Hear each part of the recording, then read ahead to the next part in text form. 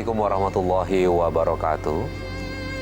Selamat pagi pemirsa Tawakal yang dirahmati oleh Allah Subhanahu wa taala. Senang sekali saya Farid Hasan menjumpai Anda dan pemirsa, alhamdulillah di studio sudah bersama kami seorang narasumber bernama Ibu Dini. Assalamualaikum Ibu Dini. Waalaikumsalam Mas Farid.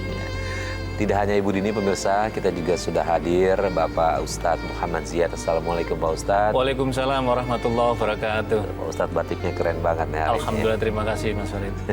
Terima kasih juga Pak Ustadz sudah hadir di Tawakal ini. Sama-sama. Ya. Dan pemirsa, langsung saja kita tanya ke Ibu Dini. Ibu Dini punya masalah katanya lumayan agak berat ya dengan keluarganya ya.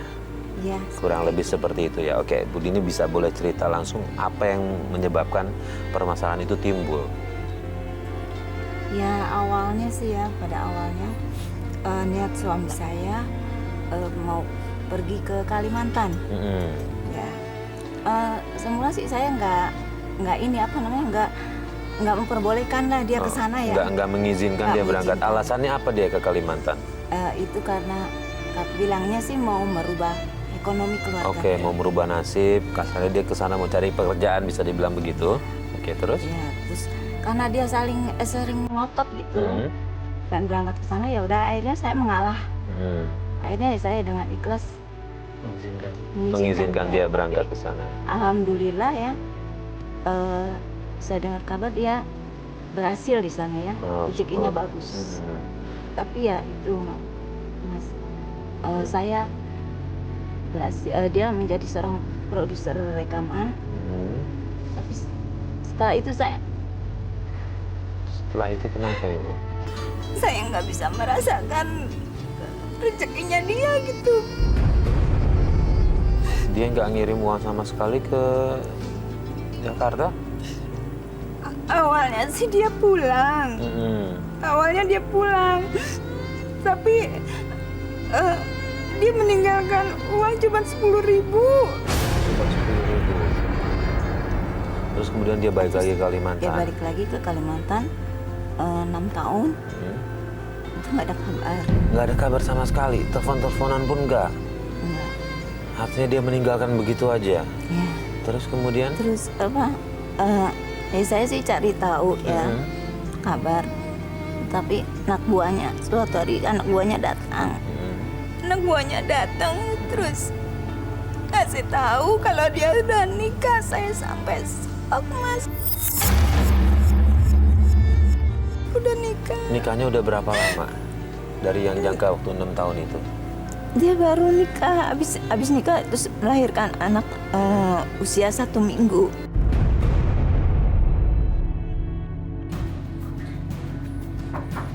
Assalamualaikum.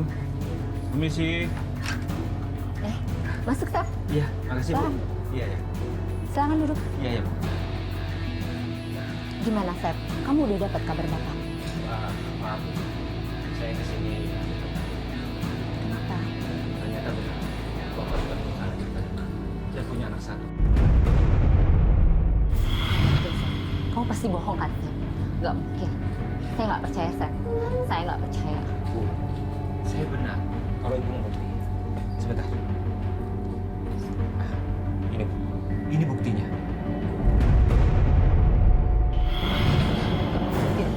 Gak mungkin. Gak mungkin suami saya seperti ini. Gak mungkin, Sep. Kamu pasti bohong. Saya nggak percaya, Sep. Saya nggak percaya. Gak mungkin, Sep. Gak mungkin. Udah, Bu. Saya mohon maaf. Gak mungkin. Saya pamit ya. Gak percaya, Sep. Gak mungkin, Mas.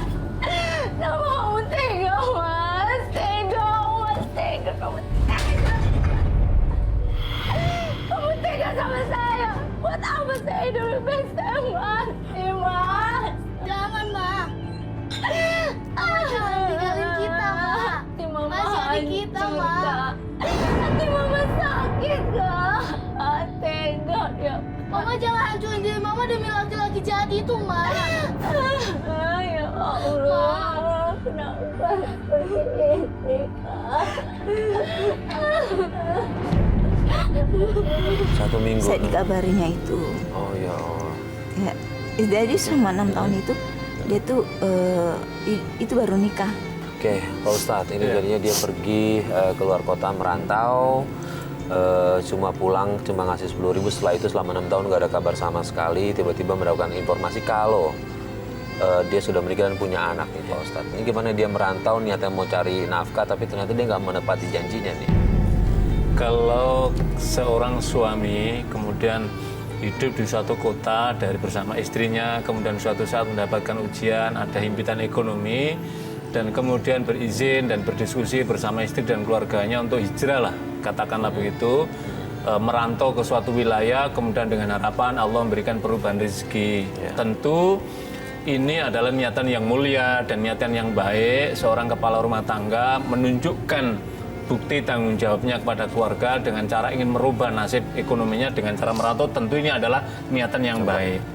Tapi kemudian ada hal yang yang tidak pada tempatnya, yaitu ketika sudah setelah 3 bulan pulang dengan harapan ada perubahan, ternyata kemudian tadi meninggalkan dengan nominal yang tentu ini adalah sesuatu yang sangat tidak ada nilai dan berarti apa-apa.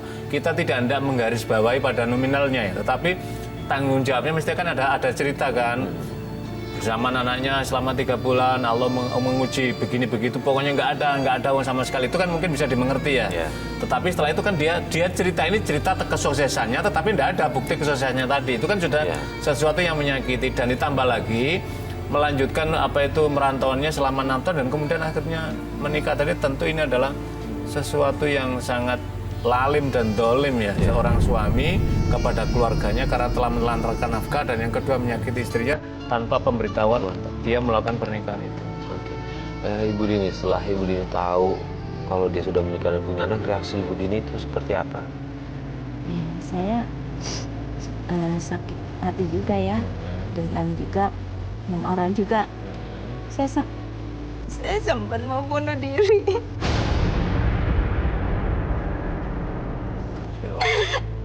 Tapi anak saya Coba nangis. ya, zaman saya nangis di bawah anak saya. Dia bilang, sabar mama, sabar. Pada saat itu anak ibu usia berapa? Ini yang paling tua. Berapa? Anaknya ada berapa? Ada 3. Ada 3. Iya. Coba menenangkan ibu anak yang paling tua. Iya, menenangkan hati saya. Lalu saya disabarkan, jangan berbuat macam-macam gitu. Nah, jadi gimana ya? Hati saya. Pak Ustadz, ini dia menikah lagi dengan istri kedua, tapi di luar sepengetahuan istri pertama. Bagaimana nih, sah Kak Ustadz? Jadi gini Mas, memang tidak ada dalil-dalil yang menunjukkan seorang suami kalau menikah lagi harus izin, memang tidak ada. Tidak ada keharusan untuk izin, tidak ada. Tapi sudah menjadi etiknya untuk memberitahu. Sebagaimana misalkan praktek Rasul SAW itu kan dari istri-istrinya. Istri yang menyampaikan, kemudian memberikan dukungan, mengikhlaskan, kan seperti itu. Para sahabat juga seperti itu. Apa maknanya? Maknanya itu adalah tadi yang beberapa sering dalam event yang lain juga kita kemukakan. Kalau terjadi apa-apa bersama istri yang tadi punya anak, antar keluarga ini loh, supaya tahu sehingga nanti tidak ada pelanggaran agama yang lebih besar lagi. Tujuan itu dari situ. Nah, tapi ke pemerintah Indonesia untuk PNS atau aparatur sipil negara memang harus ada izin. Ada izin dari pengakuan yang butuhkan bukti bermaterai dari istri yang pertama, mengizinkan baru. Kenapa? Karena diharapkan kalau aparatur kan untuk menjadi teladan, memberikan contoh, dan kemudian nanti ada bukti itu konsekuensi dalam kehidupan bernegara kan itu. Tapi ini kan tidak itu gitu. Memang tidak ada, tapi ada kewajiban yang melekat, Mas Farid. Kewajiban melekat adalah tanggung jawab suami kepada istrinya dan kepada anak-anaknya. Ini selama 6 tahun tidak ada berita, tidak ada tanggung jawab, tidak ada apa. Itu kan menunjukkan dosa besar dari seorang suami karena nggak ada berita. Dan berarti dia telah mengingkari akad pernikahannya, mengingkari talak talik ketika diucapkan. Kan di sana jelaskan apabila sekian bulan suami tidak memberikan nafkah, tidak ada berita, dan kemudian istri merasa keberatan, mengajukan ke pengadilan, maka bisa jatuh talaknya, gitu loh. Jadi kalau tadi itu dosa besar seorang suami menelantarkan istri dan anaknya, kemudian dia menikah tanpa pemberitahuan, dan kemudian hal-hal yang lainnya itu juga bentuk kedoliman dari suami kepada istri anak-anaknya. Iya. Ibu Dini, anak-anak tahu soal kabar tentang ayahnya? Tahu Mas. Tahu, terus saya tahu semua. Mereka gimana Ya tanggapannya? mereka marah lah ya Mas ya. Iya. Otomatis dia marah. Mereka tuh punya ayah seperti itu, dia ngamuk, benci, pokoknya benci seperti ya dendam gitulah. Iya. Tapi saya mengajarkan nggak boleh dendam, meskipun saya sakit hati. Jadi ibu tetap mengajarkan anak untuk tidak dendam sama ayahnya ya. Iya. Nah sementara dampaknya sendiri sama anak-anak di lingkungan tuh seperti Iya. apa Bu? Ya itu membuat dampak psikis anak saya. Di samping saya juga di sini tetangga ya ditertawakan. Disindir-sindir, Tertawakan janda bodong gitu ya. Nah itu anak saya juga di sekolah dibully gitu. Dibully apa ibu? Ya Anaknya tidak punya ayah atau ayahnya Iya. menikah lagi seperti itu? ya. Terus udah gitu parahnya bayarannya nunggak. Saya nggak bisa bayar Mas.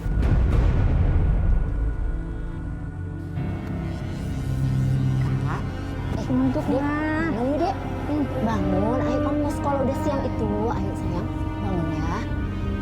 Aduh, ayo bangun. Mama, aku nggak mau sekolah. Gak boleh kayak gitu dong sayang. Kan kamu mau sekolah sekarang udah siang ya. Sekolah ya sayang ya. Kak, ayo dong bangun. Kamu udah besar juga. Aduh. Ayo, kamu harus gak boleh kayak gitu dong. Kamu kan sudah besar. Kamu harus contohin yang bagus buat adik kamu. Ayo sekolah yuk. Aku malu, Ma. Malu kenapa kak? Diketawain. Ya biarin aja. Kalian kenapa? Aku nggak punya papa. Apa-apa kak, kamu harus sekolah yuk kak. Yuk, Aku kamu kan ditaruh sudah lagi, Ma. Iya nanti mama ke sekolah ya. Aku nggak mau sekolah. Sekolah kak, kakak udah besar. Ayo dong kak, kamu gak boleh kayak gitu kak. Mama Ayo dong jangan. kak, sekolah lah. Sekolah ya. Aku nggak mau sekolah. Sekolah kak. Kak, tunggu aku, Kak. Adek, adek. Nggak bisa bayar karena nggak ada yang bantu. Selama ini berarti untuk makan Iya, ibu bekerja atau dapat uang dari mana? saya berlena. Freelance. Ya kadang kan ada dapat, kadang enggak ya, kadang dari pagi sampai pagi lagi.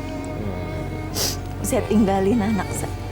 Ini ternyata dampaknya jauh lebih luas nih Pak Iya. Ustadz. Tidak hanya perekonomian keluarga ibu ini hancur bisa dibilang begitu, nggak ada penghasilan sama sekali, tapi dampak psikis dari lingkungan, membuli anaknya, membuli ibu ini. Nah ini gimana nih Pak Ustadz?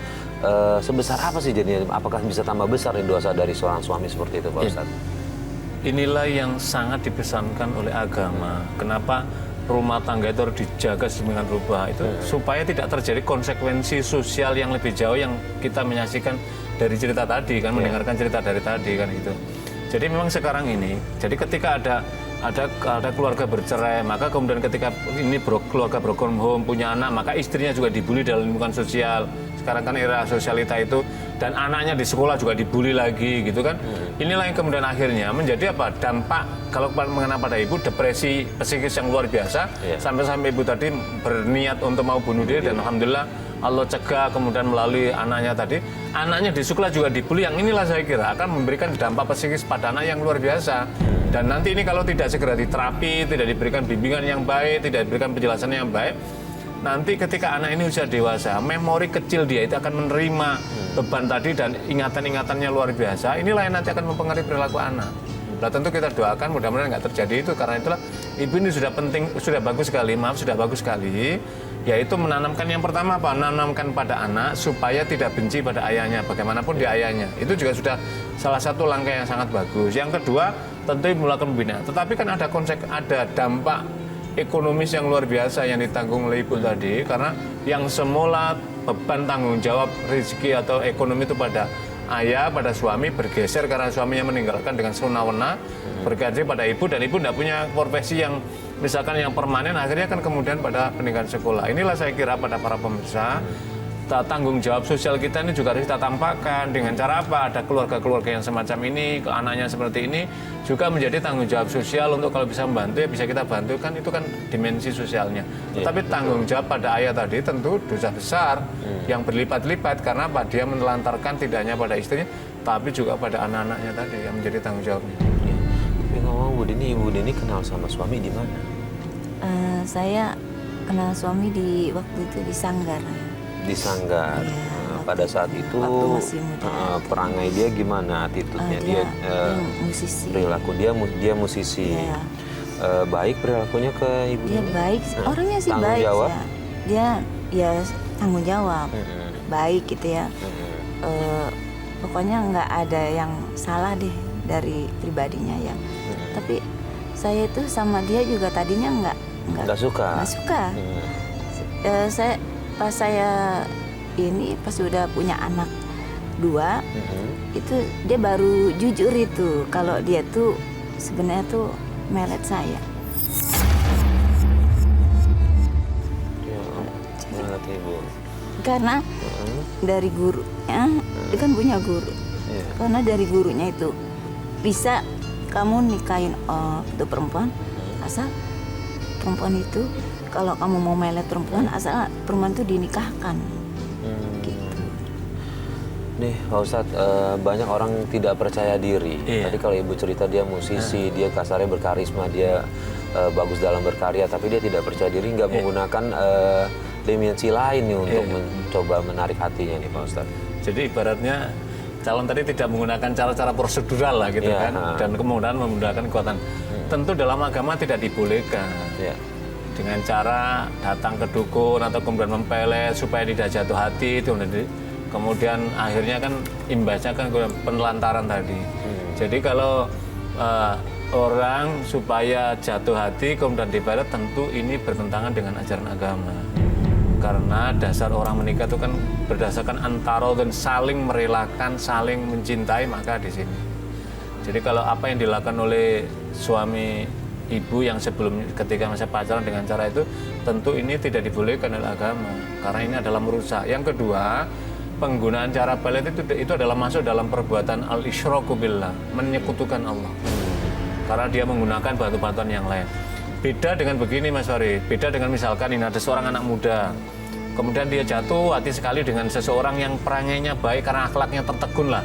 Dia ingin tapi tidak apa itu ternyata ditolak misalkan, tapi kemudian dia menampilkan kesungguhannya, dia beribadah, dia bermunajat, ya Allah aku jatuh hati pada dia, tapi dia menolak, ya Allah kalau memang dia masih menjadi jodohku, tolonglah, kira-kira seperti itu dalam doanya. Kemudian ternyata di kemudian hari tampilannya ini mempesona, menarik, dan dia akhirnya jatuh hati bukan karena tak ada unsur pelet, itu kan ada unsur lain, ada unsur magic di luarnya. Iya.